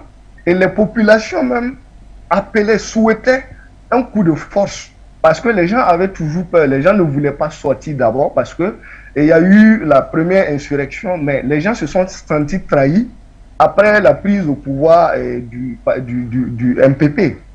Les gens pensaient que ça allait changer, mais ça n'a pas changé. Donc les gens n'étaient plus prêts à sortir simplement comme ça. Mais dès lors que le jeune capitaine Ibrahim Traoré a fait son coup d'État, mais toutes les organisations de la société civile qui n'étaient pas en copinage avec Paul-Henri Sandaogo Damiba se sont mis à la manœuvre pour soutenir ce coup de force qui allait permettre, qui a permis au Burkinabé de souffler et d'avoir un vent d'espoir. Aujourd'hui, les différentes franges de la population sont aux aguets, sont en veille. On n'est plus prêt à revivre les différentes tâches sociétales qu'on a subies. Donc, on est disposé à accompagner ce nouveau capitaine-là, quelle que soit la situation. Et désormais, nous sortirons pour manifester nos opinions. Nous avons vu comment les assises se sont passées. Les assises se sont passées avec certaines OSC, mais quels sont ceux-là qui ont soutenu ce coup d'État? Ce sont les populations qui sont sorties dans les rues. Ces populations-là n'étaient pas assez représentées. Aujourd'hui, on se rend compte qu'il y a beaucoup d'OSC qui sont en copinage avec ces 10 élites-là souvent qui torpillent en fait les populations. Il va falloir que nous repensions la place de la population parce que c'est ceux-là même qui souffrent en réalité. Et je vais essayer d'esquisser un peu. Par exemple, pour l'Assemblée parlementaire, il va falloir donner une grande place à ces représentations-là. Voilà un peu. Merci. Oui, est-ce que l'exemple malien aujourd'hui vous parle? C'est-à-dire la façon dont la transition est menée du côté du Mali, est-ce que cela n'inspire pas un tout petit peu le Burkina Faso? Oui, tout à fait. Ça nous inspire parce que le Mali et l'avènement d'Assimi Goïta au niveau du Mali et de son équipe est salutaire. Et en réalité, je peux dire que quand on fait une comparaison historique, on se rend compte que on a les mêmes péripéties au niveau de l'histoire. Voilà, récente. Par rapport au terrorisme, on a les mêmes cas, on a eu les mêmes problèmes. Donc, le Burkina Faso doit forcément s'ouvrir au Mali pour acquérir de l'expérience, acquérir son soutien. Voilà, on doit apprendre du Mali parce que le Mali, Assimi Goïta et son équipe fait un excellent travail et on se rend compte que c'est réellement une forte organisation parce que sans cette organisation, il n'allait pas tenir ce laps de temps qu'il a tenu et les prouesses qu'ils sont en train de faire au Mali par rapport à la sécurité. Ça témoigne d'une grande organisation, d'un grand patriotisme, d'un grand désintérêt. Voilà, donc aujourd'hui, le capitaine Ibrahim Traoré ne peut pas envisager la gouvernance sans aller s'acquérir de cette expérience. Ça, c'est en toute humilité, c'est une obligation. Voilà. Ça nous permettra de gagner en temps, ça nous permettra de gagner en temps par rapport aux problèmes. Voilà. Merci. Monsieur Drago, nous parlons bien sûr du Mali, mais nous parlons également de votre pays qui est le Burkina Faso. Le 15 octobre dernier, le capitaine Ibrahim Traoré, par ailleurs président de la transition, a présidé la cérémonie de commémoration du 35e anniversaire de l'assassinat du capitaine Thomas Sankara. Est-ce qu'aujourd'hui, au regard de tous ces actes qui sont multipliés sur le terrain, vous pensez que la révolution sankariste est en marche avec ce jeune capitaine Ibrahim Traoré? Disons que l'âme de Sankara a toujours plané sur le Burkina Faso. C'est-à-dire pendant la période Sankara, disons que la révolution a été mal comprise parce que les gens n'étaient pas forcément prêts déjà à consentir certains sacrifices. Et aujourd'hui, tous les Burkinabés se réclament de Sankara.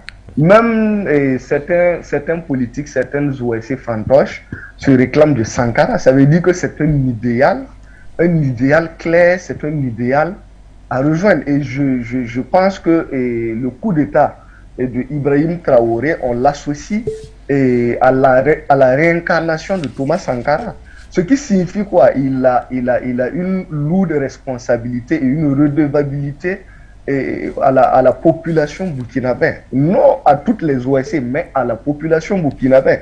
Aujourd'hui, tous les sillons sont tracés, tous les indicateurs des besoins, des urgences sont là. Donc, je pense qu'en tenant compte de ces indicateurs sociaux, en tenant compte de ces urgences sociales, en tenant compte, et je dirais même que Thomas Sankara a laissé des écrits qui ont été utilisés au Rwanda. Et Paul Kagame, après son coup d'État, disait qu'il a trouvé quelqu'un qui avait déjà écrit certaines choses. Et je pense que les écrits de Sankara aussi tirent leurs racines du développement endogène de Joseph Kizerbo qui s'est penché sur comment réinventer en fait l'avenir de la société burkinabé.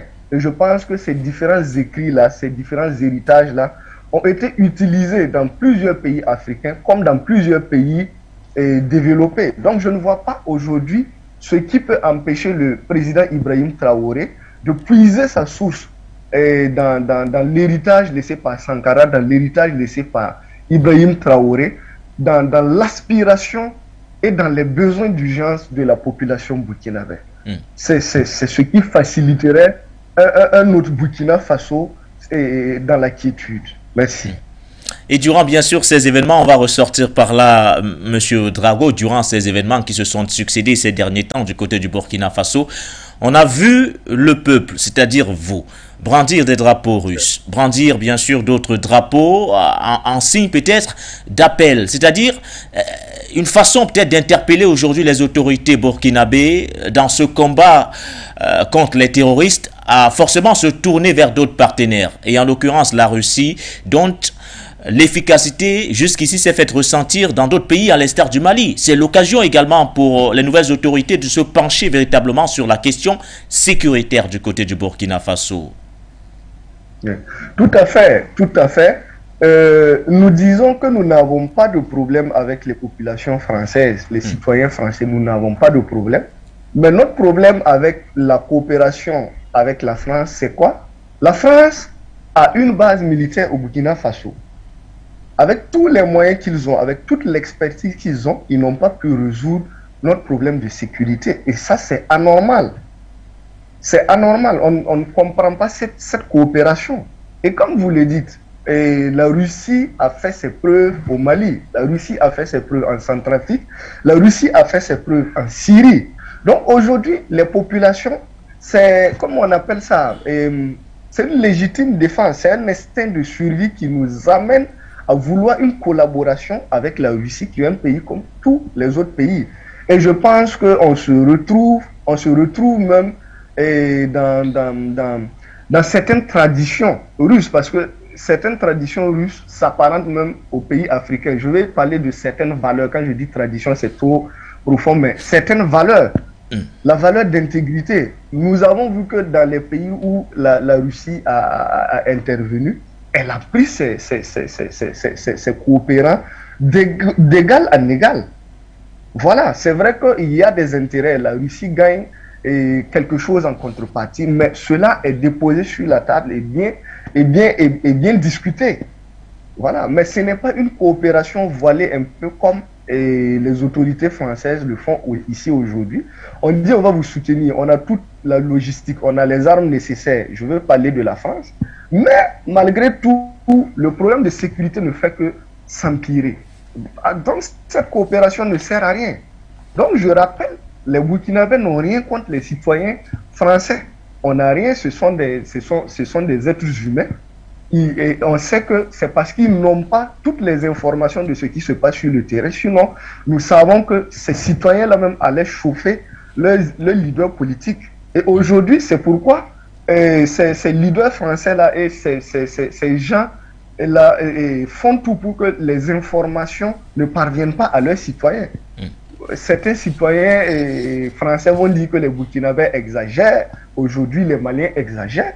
Mais face à certaines preuves, par exemple les preuves introduites par le Mali au niveau du Conseil de sécurité, quelle que soit la façon dont le Conseil de sécurité va traiter le sujet, ces informations-là parviendront aux citoyens français, aux citoyens africains, aux citoyens américains, aux citoyens chinois. Donc c'est une nouvelle ère qui vient. Qu'on le veuille ou non, les choses vont changer. Les choses vont changer parce que ces informations jusqu'alors transmise par un canal restreint là, sera dispatchée aujourd'hui sur tout le monde entier. Merci beaucoup. Merci également à vous, Monsieur Ouedraogo. Nous vous avons pris dans le cadre de cette matinale pour mieux nous situer sur la situation du côté du Burkina Faso, au lendemain bien sûr des assises nationales, mais surtout au lendemain de cette cérémonie de commémoration de l'an 35, l'assassinat du capitaine révolutionnaire Thomas Sankara. On rappelle bien sûr que vous êtes le coordonnateur de la planète des jeunes panafricanistes, coordonnateur régional, puisque vous réagissez en direct de Ouagadougou au Burkina Faso. Merci à vous d'avoir été des nôtres ce matin. Merci à vous pareillement. Merci. Voilà, nous poursuivons donc cet échange avec le docteur Sango ce matin dans le cadre de cette matinale. Docteur, à l'instant, nous allons parler bien sûr d'un sujet également qui intéresse pas mal de personnes sur le continent, voire au-delà même des frontières. Nous sommes du côté de la Chine pour parler justement du 20e congrès du Parti communiste chinois qui s'est ouvert dimanche dernier du côté de la Chine avec bien sûr le président Xi Jinping, celui-là même qui a donné le coup d'envoi, ou du moins qui a présidé la cérémonie d'ouverture de ce 20e congrès du Parti communiste chinois.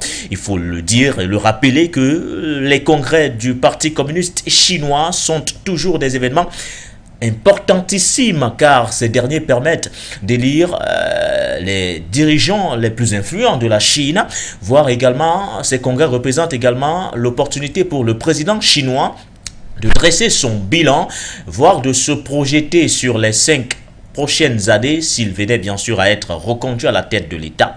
Au regard bien sûr du contexte dans lequel se tient ce 20e congrès, Dr Sango, pour vous, revenant sur les enjeux, quelle est la lecture que vous faites sur ce 20e congrès qui pourrait s'avérer historique?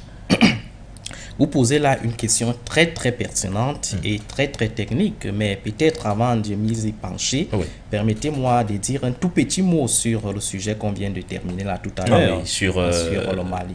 Pour dire qu'en réalité, à l'issue, n'est-ce pas, de cette réunion, on risque de s'acheminer vers quelques scénarios. Le principal scénario serait que, vous savez que depuis un certain temps, les acteurs du Mali ont impulsé une dynamique sécuritaire qui se manifeste par l'affranchissement de tout ce qui est considéré comme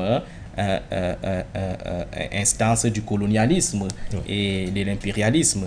Vous avez vu que sur le plan bilatéral, le Mali a expulsé la France et tous les acteurs de la France du côté du Mali. Et je pense que cette méthode-là peut aussi être, n'est-ce pas, ici plaqué sur le plan multilatéral avec l'Organisation des Nations Unies aujourd'hui. Parce qu'il faut le dire, du point de vue procédural, pour qu'une organisation multinationale se déploie dans un pays tiers, il faudrait que ce pays tiers cela donne son consentement. Ça veut dire que quoi? La MINUSMA ne pouvait pas s'installer au Mali si les acteurs du Mali n'avaient pas donné leur accord. Dans les jours à venir, donc aujourd'hui, on risque de s'acheminer à une rupture. Le Mali peut par exemple s'opposer à une éventuelle prorogation du mandat de cette MINUSMA du côté du Mali. Donc cela ne doit pas étonner, les téléspectateurs, ne doit pas étonner les gens, parce que la dynamique sécuritaire du Mali voudrait aujourd'hui que ce Mali-là se débarrasse de tout acteur qui n'est pas sincère, de tout acteur qui ne donne pas les résultats, ou de tout acteur qui ne s'adosse pas à sa philosophie. C'était très important. Maintenant, pour revenir sur le sujet de la Chine, je vais bâtir mon analyse sur deux aspects. Le premier aspect serait le donner à voir, et le second aspect serait le donner à penser. Le donner à voir, c'est quoi? C'est que la Chine aujourd'hui est l'unique pays aujourd'hui, passe pour l'unique pays aujourd'hui qui a su, n'est-ce pas ici, rester fidèle à son idéologie communiste, à son idéologie du léninisme, du marxisme-léninisme.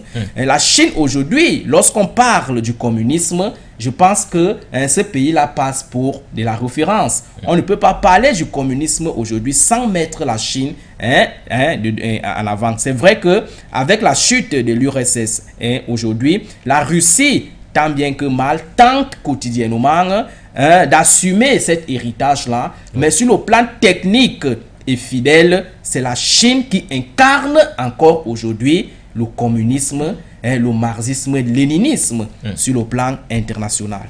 Ça, c'est le premier élément du donné à voir. Le deuxième élément du donné à voir, c'est quoi? C'est que cette idéologie-là se manifeste à travers un certain nombre d'éléments sur le terrain, à travers ce qu'on appelle le parti-État, le parti communiste chinois. C'est le parti-État. Voilà donc ce qu'on appelle parti-État, contrairement à ce qu'on a souvent tendance de qualifier ici dans les pays africains. Le parti-État, c'est le parti à partir duquel la politique générale de la nation se pense, la politique générale de la nation s'impulse. C'est le parti qui définit la philosophie de l'État.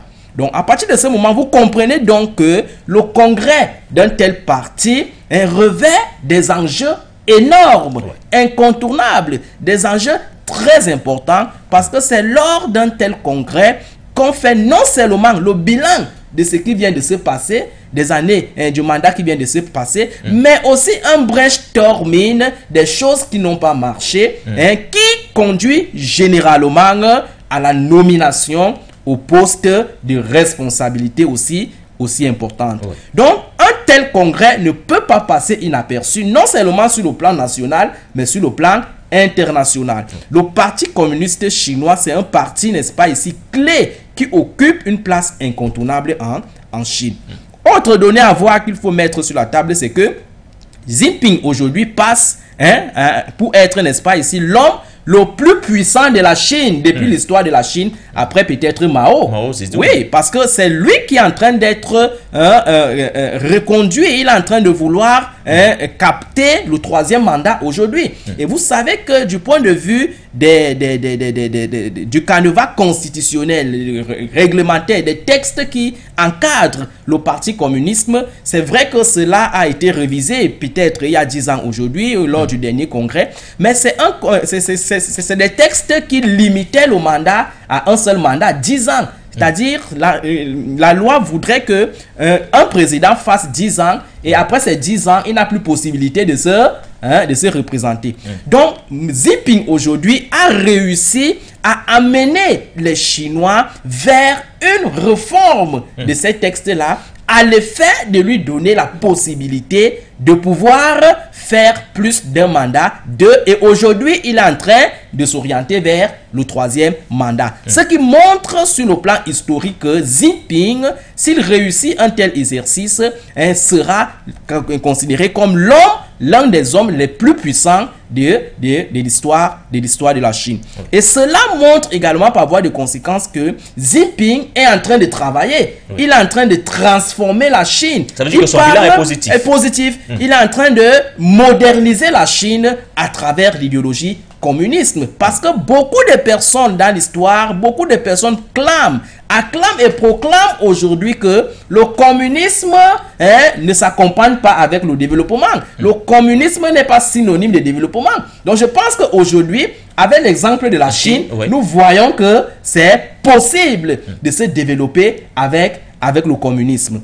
Maintenant, le donné à voir peut également nous pousser à émettre un donné à penser. Le donné à penser, c'est quoi? C'est que la Chine aujourd'hui, ou alors la philosophie de la Chine aujourd'hui, n'a pas seulement les ramifications nationales. La Chine aujourd'hui a une influence au niveau mondial. Je parle bien du niveau mondial parce que sur le plan de la critériographie des États, la Chine est aujourd'hui la 2e puissance économique et commerciale. Effectivement. Et il y a même des recherches qui sont en train d'être faites là-dessus pour démontrer que cette Chine-là est même en réalité la première puissance, mais qu'on réduit à la 2e puissance à cause de son poids démographique. Vous savez qu'il y a certaines personnes qui disent aujourd'hui que la Chine est un État en voie de développement, est un État en émergence, est un État du BRICS, justement parce que la Chine a un poids,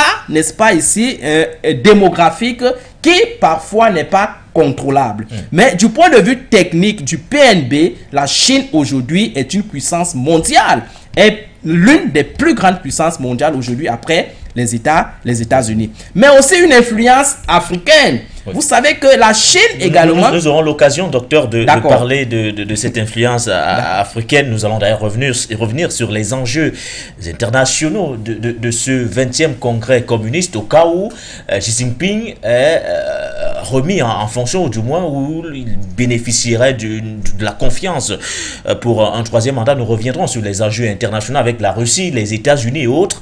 Mais suivons tout d'abord cet extrait. C'est le président chinois qui s'exprimait à l'occasion de la cérémonie d'ouverture de ce 20e congrès du Parti communiste. C'était dimanche dernier. À compter de ce jour, la tâche centrale du Parti communiste chinois sera de mener le peuple chinois issu de toutes les ethnies à réaliser l'objectif du deuxième centenaire de transformer la Chine en grand pays socialiste moderne sous tous les aspects, tout en faisant avancer le renouveau de la nation chinoise par le canal de la modernisation à la chinoise. En vue de construire un pays socialiste moderne sous tous les aspects, nous devons d'abord et en tout premier lieu poursuivre un développement de haute qualité. Le développement est la première des priorités de notre parti pour la gouvernance et le renouveau de la Chine, car sans fondation matérielle et technologique solide, nous ne pouvons nourrir l'espoir de bâtir un grand pays socialiste moderne sous tous les aspects. La Chine pratique depuis toujours une politique extérieure de défendre la paix mondiale et de promouvoir le développement commun afin de promouvoir la construction d'une communauté de destin partagé de l'humanité. La Chine demeure ferme dans la poursuite de la diplomatie indépendante et pacifique. Sa position et sa politique sont toujours déterminées eu égard à la nature des affaires, tout en préservant les normes fondamentales gouvernant les relations internationales, l'équité et la justice à l'échelle mondiale. L'équité et la justice à l'échelle mondiale, les propos du président chinois Xi Jinping. Parlons cette fois, Dr Sango, des enjeux internationaux qui se jouent également à l'occasion de ce 20e congrès du Parti communiste.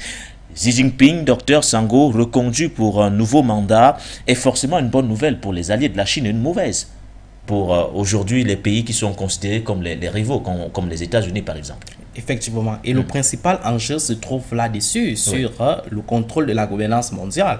Et à partir de ce moment, la Chine se singularise de plus en plus sur son type de partenariat. Sur son type de partenariat qui se distingue du partenariat du camp d'en face, du camp des pays du Nord, du camp des pays occidentaux. La Chine aujourd'hui privilégie dans son partenariat un type de partenariat d'égal à égal, un partenariat fondé sur l'équité, un partenariat fondé sur le respect du partenaire, un partenariat qui privilégie la paix et la sécurité internationale. C'est pour cela que vous allez voir que partout où la Chine intervient, on n'a pas les velléités du terrorisme, on n'a pas le sentiment, du moins direct, d'escroquerie, de duperie, de dol. Partout où la Chine intervient, il y a ce sentiment de respect. Le partenaire se sent intégré dans cette coopération. Et lorsque la Chine procède ainsi, elle ne le fait pas à dessein. Elle entend faire de plus en plus avec les pays du Sud pour isoler les pays du Nord. C'est-à-dire, partout où les partenaires du Nord négligent les pays qui se sentent lésés avec le Nord, la Chine les récupère pour faire davantage avec eux, ceci dans l'optique d'isoler le Nord. Vous allez voir qu'en Afrique, par exemple, le Burundi, qui est un pays qui a été, n'est-ce pas, ici délaissé par la communauté internationale, la France et ses partenaires classiques, est aujourd'hui en train de faire de plus en plus avec la Chine. La Chine est partout aujourd'hui en Afrique et le partenariat de la Chine est visible, est tangible. Les résultats sont perceptibles. Qu'on reste par exemple sur le plan sécuritaire, nous voyons que en phase avec la Russie, lorsque la Chine décide d'accompagner un pays dans la lutte contre le terrorisme,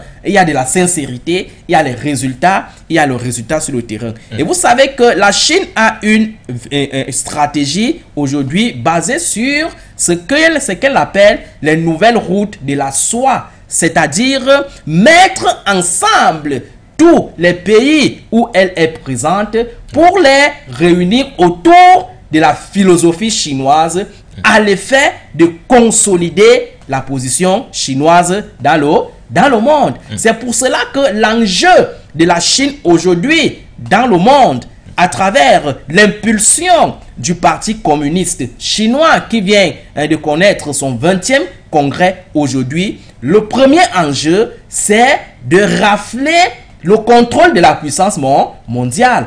Parce que la Chine aujourd'hui ne le cache pas. La Chine aujourd'hui, en procédant de cette façon, en se distinguant dans son partenariat, sa coopération et sa diplomatie, elle voudrait de plus en plus rafler la position des premières puissances mondiales. Oui. Et ce raflage de la première puissance mondiale passe par, n'est-ce pas, la définition d'une méthode qui donne les résultats sur le terrain, passe par un type de partenariat qui vient montrer les limites du partenariat du camp d'en face. C'est pour cela qu'aujourd'hui, lorsqu'on voit les relations internationales, lorsqu'on voit comment la Chine se déploie aujourd'hui dans les relations internationales, il y a ces deux paramètres à prendre en compte. Mettre en mal le camp du Nord, mais aussi et surtout développer la Chine, mais aussi et surtout intégrer le partenaire dans la définition même du partenariat, faire respecter le partenaire. Parce que vous savez que dans le type de partenariat aujourd'hui, et ce qui est de plus en plus décrié, c'est le fait que les pays africains sont toujours considérés comme des valets. Oui. Les pays africains sont toujours considérés comme des sujets dans les relations internationales, où on ne les intègre pas dans la prise de décision, où on les réduit tout simplement au vote, au choix de ceci, où on les impose, n'est-ce pas, les sujets sur lesquels on devrait tabler. Avec la Chine, c'est un partenariat d'égal à égal, fondé sur l'équité, fondé sur l'égalité, fondé sur la paix, mais aussi et surtout fondé sur le développement. Mais je dis souvent une chose, lorsque nous analysons les relations internationales et plus précisément les relations de la Chine dans le Conseil des Nations, pour dire que si la Chine a pour principal enjeu le contrôle de la planète, il faudrait de plus en plus aussi faire attention, parce que une fois devenue première puissance mondiale, la Chine pourrait aussi être tentée de se considérer, de se comporter comme le fait aujourd'hui là les États-Unis, parce que ce que nous appelons souvent l'usure du pouvoir, l'abus du pouvoir pourrait tenter la Chine à imposer un point de vue qui ne serait pas forcément accepté par les autres États. Mais du moins ce qu'on puisse dire, c'est que du point de vue de la réelle politique actuellement, la Chine offre un type de partenariat qui est bénéfique pour l'Afrique, et cela n'empêche pas que cette Afrique-là reste prudente, cette Afrique-là reste, n'est-ce pas, éveillée,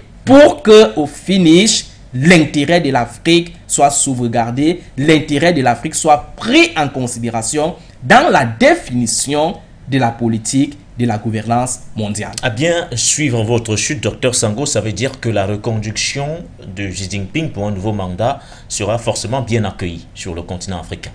Oui. Au regard, bien sûr, du partenariat aujourd'hui sino-africain qui dure depuis plus de 2 décennies. Effectivement. Au regard des résultats que nous avons sur le terrain. Surtout, au regard, n'est-ce pas, de la comparaison des types de partenariats que nous avons jusqu'ici. Vous savez qu'aujourd'hui, l'Afrique est de plus en plus en colère avec ses ex-partenaires, avec son partenaire classique qu'est le bloc occidental. Lorsque je mets le bloc occidental, vous savez tout ce qui est à l'intérieur. Les États-Unis, la France, la Grande-Bretagne, le Canada, bref, tout cela qu'on a appelé les alliés lors de la Première et la Deuxième Guerre mondiale.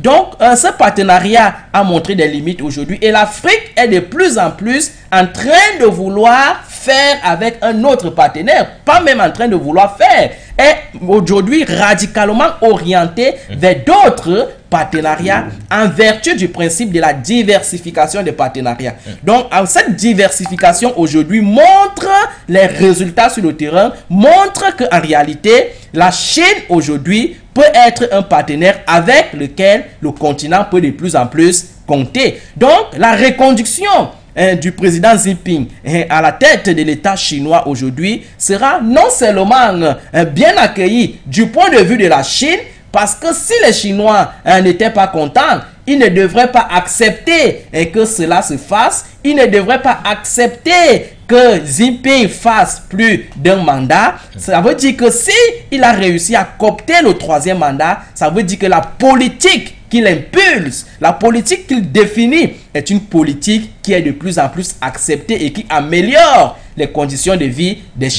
Chinois. Il ne faut pas oublier que ces Chinois-là également, en dépit du fardeau démographique qui est, n'est-ce pas ici, le leur, Xi Jinping réussit aujourd'hui à occuper presque tous ces Chinois. Vous savez que partout où la Chine intervient aujourd'hui en termes de partenariat, nous avons les Chinois. Au Cameroun, ici, si vous partez à Akwa, vous allez trouver des Chinois. Ils sont presque partout. Donc, ces Chinois sont en phase avec leur leader, mais aussi et surtout accueillis sur le plan international africain, où les Africains aujourd'hui cherchent des alliés différents, des alliés sincères, du moins des alliés qui ne se comportent pas comme des alliés classiques. Docteur Sango, dès votre première prise de parole sur cette thématique relative bien sûr au 20e congrès du Parti communiste chinois, vous avez parlé du communisme en général. Vous avez dit que c'était un régime qui était mal perçu, qui n'était pas forcément associé à la logique de développement. Alors que sur le terrain du côté de la Chine, on voit les réalisations, on voit à quel niveau la Chine se trouve aujourd'hui, deuxième puissance au monde. Est-ce que ce régime-là peut inspirer l'Afrique? Bien sûr. Qu'est-ce que l'Afrique cherche au demeurant? L'Afrique cherche le développement. Et j'avais toujours dit ici que le développement ou alors l'idéologie n'est pas quelque chose, n'est-ce pas, de figé. D'accord? Qu'on l'appelle libéralisme, qu'on l'appelle communisme, qu'on l'appelle socialisme, ce qu'on veut sur le terrain, c'est le développement. Vous voyez comment Xi Jinping aujourd'hui a modernisé le communisme. Il a ouvert le communisme aux enjeux internationaux. Et il a su adapter le communisme dans un monde qui se veut de plus en plus mouvant, dans un monde qui se veut de plus en plus un monde d'échange, un monde de commerce. Et Xi Jinping n'est pas resté dans ce communisme classique fermé. Vous savez que pendant plusieurs années, la Chine a vécu en autarcie. On parle de la Chine moderne à partir de 1949. C'est à partir de cette année-là que la Chine décide de s'ouvrir au monde. Avant cette année, la Chine était renfermée. Et la Chine était, n'est-ce pas ici, fermée sur elle-même. Donc aujourd'hui, Xi Jinping montre que la politique d'ouverture peut faire autrement. La politique d'ouverture peut permettre non seulement à ce que la Chine devienne une puissance, la Chine se développe, mais aussi et surtout que la Chine est, n'est-ce pas, une influence sur le plan mondial. L'Afrique aujourd'hui, comme nous disons souvent, nous sommes dans les relations internationales, et dans les relations internationales, c'est la recherche des intérêts. L'intérêt de l'Afrique aujourd'hui, c'est que l'Afrique est un continent qui a tous les atouts pour se développer, mais qui, paradoxalement, chagrine encore dans son sous-développement. Et ce sous-développement-là est maintenu par un des éléments que cette Afrique est aujourd'hui en train de mettre sur la table.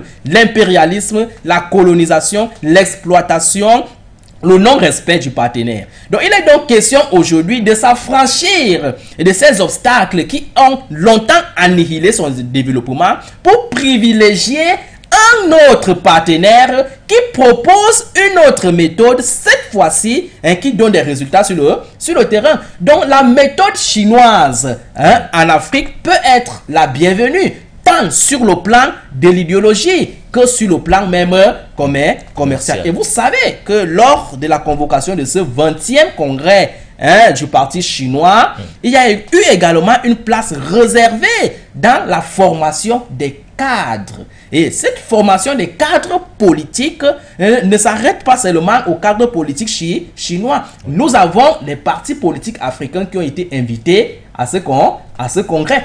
Question, n'est-ce pas ici, de s'intégrer, question de voir comment le parti politique fonctionne, question de voir les valeurs qui impulsent ce parti politique à l'effet de développer son pays. Donc aujourd'hui, les Africains ont, n'est-ce pas ici, deux choix entre leurs mains. Oui.